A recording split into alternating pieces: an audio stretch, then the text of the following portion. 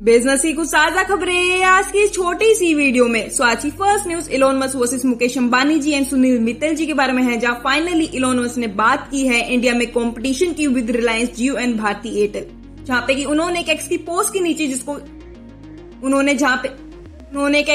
के नीचे जहां पे मेंशन किया गया था इंडिया के telecom giants like Reliance Jio, Bharti Airtel and Vodafone Idea, जहां पे वो लोग रिक्वेस्ट कर रहे थे इंडियन गवर्नमेंट को to ensure a level playing field in satcom sector, और बोल रहे थे कि सैटेलाइट और टेरेस्ट्रियल स्पेक्ट्रम के प्राइसेस सेम होने चाहिए, क्योंकि अगर ऐसा नहीं हुआ तो स्टारलिंक जैसे सैटेलाइट प्रोवाइडर्स को अनफेयर एडवांटेज हो सकता है। इसी पोस्ट के नीचे लिखा इलोन मस्क ने कि fair competition would be much appreciated, मतलब कि वो भी चाहते हैं कि इंडिया में उनके लिए इक्वल प्लेइंग फील्ड हो। सो बढ़ते हैं नेक्स्ट न्यूज पर, जो कि मुकेश अंबानी जी की जियो कॉइन के बारे में है, जहां पर एक रिपोर्ट सामने आई है जो कि पब्लिश की गई है वॉलेट इन्वेस्टर के द्वारा 7 मार्च 2025 को, जहां पे कि उन्होंने एक जियो कॉइन की वैल्यू भी बताई है और कितने टोकन अवेलेबल है मार्केट में इस वक्त उसकी भी बताई है, और इसके साथ साथ मार्केट कैप भी बताई गई है, जिसमें कि एक जियो कॉइन की वैल्यू उन्होंने बताई है 22.35 रुपीज की, और अगर मार्केट कैप की बात करें तो वो है 39.25 मिलियन की। और अगर टोटल कॉइन्स के बारे में अभी तक बात करी जाए जो कि टोटल अवेलेबल है इस वक्त मार्केट में, तो वो है 1.9 मिलियन टोकन्स। और अगर किसी को वॉलेट इन्वेस्टर के बारे में नहीं पता तो मैं उन्हें बता दूं, ये एक फिनटेक स्टार्टअप है जो कि प्रोवाइड करता है forecast for financial product like stock, crypto currency and forex. सो बढ़ते हैं नेक्स्ट न्यूज पर, जो कि बैड न्यूज के बारे में है, इंडिया के लिए नहीं पाकिस्तान के लिए यूएस की तरफ से, जहां पे कि यूएस के प्रेसिडेंट डोनाल्ड ट्रंप बैन लगाने वाले हैं पाकिस्तान पर और उसके साथ साथ अफगानिस्तान पर भी।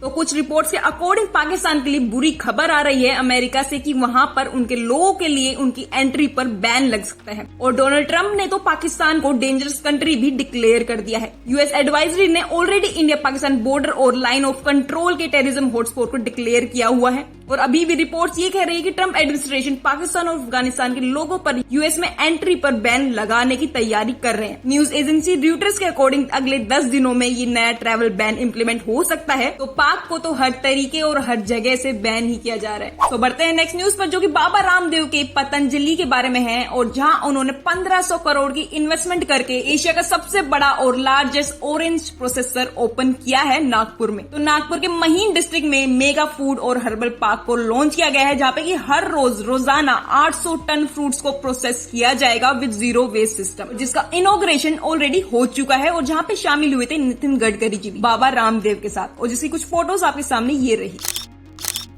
और वैसे इस प्लांट के ओपन होने से क्या क्या फायदे मिलेंगे आसपास के लोगों को, ये आप लोगों को पता ही है। लोकल फार्मर्स को हेल्प मिलेगी, इकोनॉमिक ग्रोथ भी होगी, और बहुत सारे लोगों को एम्प्लॉयमेंट भी मिलेगा। सो बढ़ते हैं नेक्स्ट न्यूज पर, जो कि इलोन मस्क वर्सेस साजन जिंदल जी के बारे में है, और जहां पर अभी तक आप लोगों को पता भी लग गया होगा कि उनके बीच में एक तरीके से डिबेट छिड़ गई है, लेकिन इलोन मस्क ने अभी तक उस पर जवाब नहीं दिया है। जहां पे साजन जी, जो कि जीएसडब्ल्यू स्टील के एमडी है, उन्होंने ये कहा था कि इलोन मस्क को इंडिया में दिक्कत होगी एक तरीके से, जैसा उन्होंने यूएस इकोनॉमी को डिस्टर्ब किया है वैसा वो इंडिया में नहीं कर पाएंगे, क्योंकि वो यहाँ रहते ही नहीं है, वो यूएस में है। वो बिल्कुल ही नहीं बना सकते जो महिंद्रा और टाटा ने बनाया है हमारे देश में। तो उनके इसी स्टेटमेंट के बाद मार्केट जो है वो 2 हिस्सों में डिवाइड हो गया, जहाँ कुछ लोग उनको सपोर्ट कर रहे हैं और कुछ लोग उनके खिलाफ ही खड़े हैं। जहाँ एक तरफ की ऑडियंस बोल रही है कि इलोन मस्क बहुत ज्यादा ही स्मार्ट है, उन्होंने पहले भी कई जगह जाकर मार्केट को डिस्टर्ब किया है और वो इंडिया में भी कर सकते हैं, और पहले भी उन्होंने पूरी दुनिया को गलत साबित किया हुआ है। और दूसरी तरफ के कुछ लोग ये बोल रहे हैं कि टेस्ला महंगी है। आपका कहना बिल्कुल सही है, उनका मास मार्केट में इम्पैक्ट बहुत कम होगा, और टेस्ला इंडियन रोड से मुताबिक बनी ही नहीं है, उनके स्मार्ट फीचर यहाँ काम ही नहीं आएंगे।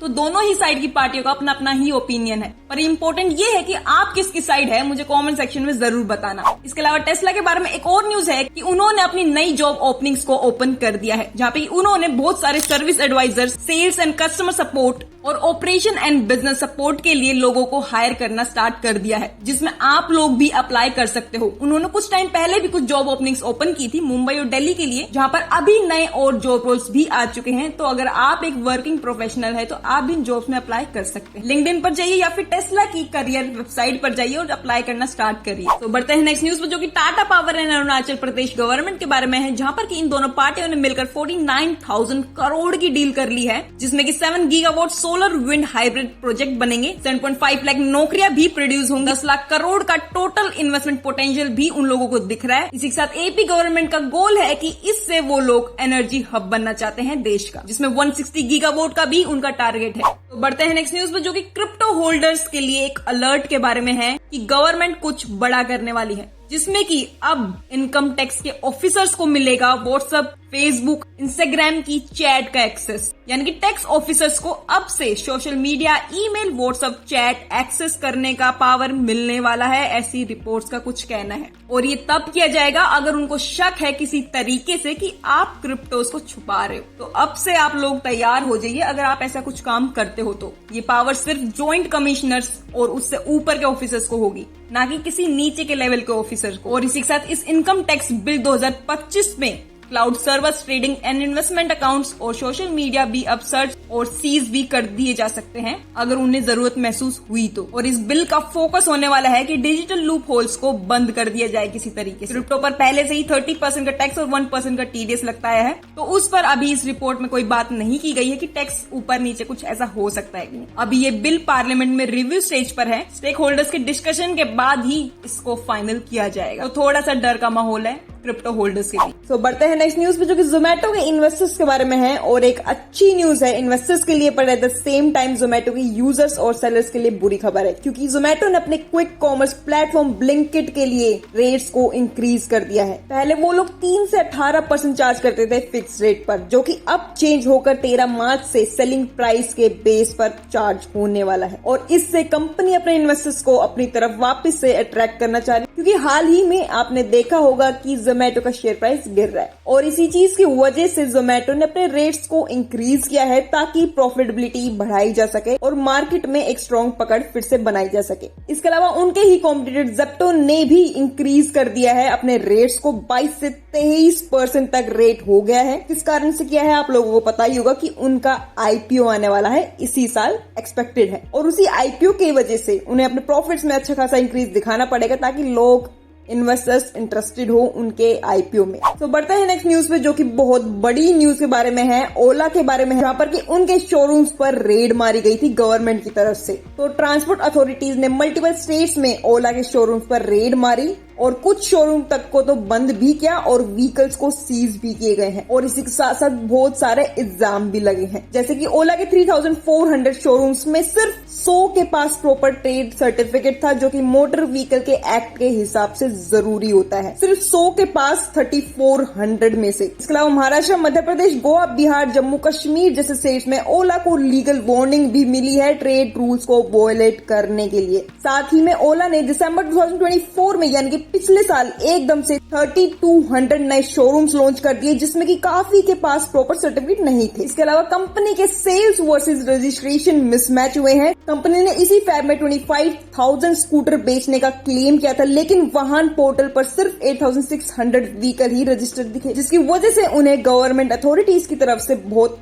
फटकार भी पड़ी। और इन्हीं सब चीजों की वजह से कंपनी के शेयर प्राइस को भी देखे तो अभी तक 60% क्रैश हो चुका है। तो बढ़ते हैं नेक्स्ट न्यूज पर, जो कि burger king versus burger king के बारे में है, और जिसमें से एक बर्गर किंग जीत चुका है। आपने बिल्कुल सही सुना, burger king versus burger king के ही बारे में है। अभी किन 2 बर्गर किंग के बारे में बात हो रही है, तो एक है पुणे का बर्गर किंग, जो कि इस नाम को बहुत ही पहले से यूज करता आ रहा था, जब तक इंटरनेशनल बर्गर किंग इंडिया के मार्केट में एंटर नहीं हुआ था। तो एक है पुणे वाला बर्गर किंग और एक है इंटरनेशनल जो कंपनी है बर्गर किंग, उसके बारे में। अब ये पूरा केस क्या है तो मैं इसको आपको शॉर्ट में समझाती हूँ। तो यूएस के बर्गर किंग ने इंडिया में एंट्री लेने के बाद 2011 में ये केस क्या था पुणे वाले बर्गर किंग पे, ये हमारा नाम है, ये लोग यूज नहीं कर सकते। पुणे वाले बर्गर किंग ने भी बोला कि वो लोग इस नाम को 1992 से यूज कर रहे हैं और वो इससे पहले यूजर है, तो वो लोग इस नाम को नहीं छोड़ने वाले हैं। इस पर दोनों ही कंपनियों ने अपने आप को प्रूफ करने के लिए बहुत सारे इल्जाम लगाए और बहुत केस लंबे टाइम तक चला, जिसका कि छोटा सा रिजल्ट अगस्त 2024 में आया, जहाँ पे कि पुणे कोर्ट पुणे के बर्गर किंग के फेवर में डिसीजन दिया और बोला कि वो लोग इंडिया में ये नाम को पहले से यूज कर रहे हैं, तो अभी के लिए इनको ही यूज कर दिया जाएगा। अब जो यूएस का बर्गर किंग है वो इस केस के डिसीजन से बिल्कुल भी खुश नहीं था, तो वो हाई कोर्ट गया। वहां पर दिसंबर 2024 में, यानी कि पिछले ही साल, बॉम्बे हाई कोर्ट ने पुणे के बर्गर किंग पर बैन लगा दिया कि वो लोग ये नाम को यूज नहीं कर सकते हैं, क्योंकि इस नाम को यूएस की कंपनी ऑलरेडी यूज कर रही है।